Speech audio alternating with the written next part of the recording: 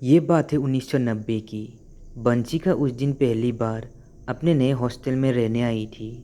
वैसे वो ऋषिकेश में रहती थी, पर उस समय वह ज़्यादा ना सुविधा होने की वजह से देहरादून के एक गर्ल्स कॉलेज में एडमिशन लिया और साथ में उसी कॉलेज के हॉस्टल में रहने लगी। और वो जिस हॉस्टल में रहने आई थी, उस हॉस्टल के बच्चों का कहना था कि यहाँ कई सारे भूत रहते हैं, क्योंकि उनका जो ये हॉस्टल था वो एक कब्रिस्तान के ऊपर बना था।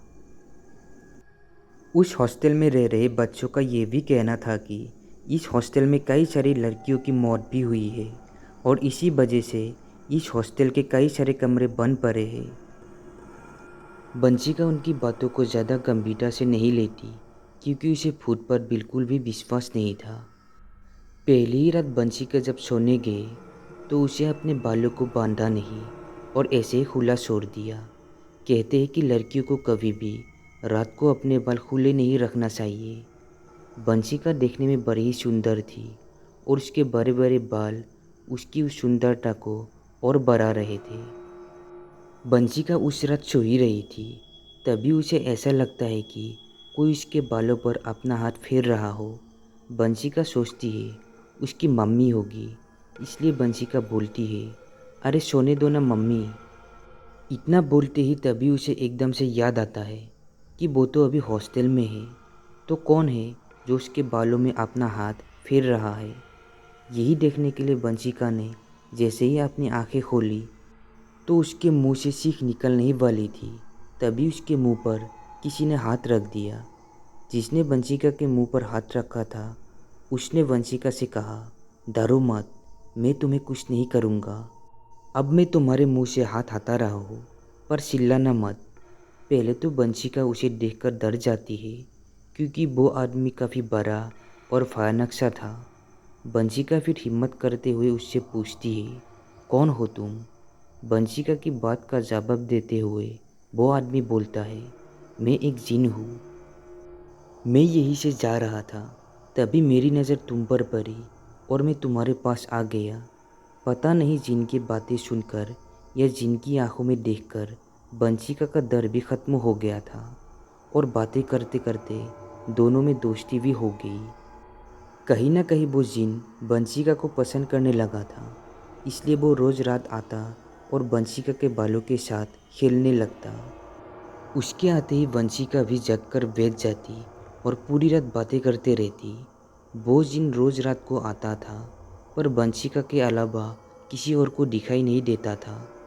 वंशिका के साथ के रूममेट उसको पागल समझने लगे, क्योंकि वो सोचते थे कि वंशिका रात में अकेले अपने आप से बात करती रहती थी। ऐसा होते होते काफ़ी समय हो गया था।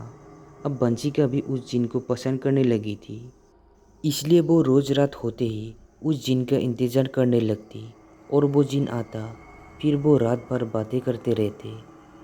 रोज़ रात को जगने की वजह से बंसी सुबह सही समय पर उठ नहीं पाती और उसका कॉलेज भी रोज़ छूट जाता था। एक रात बंसी सो रही थी, तभी वो जिन आकर उसके बालों के साथ खेलने लगता है।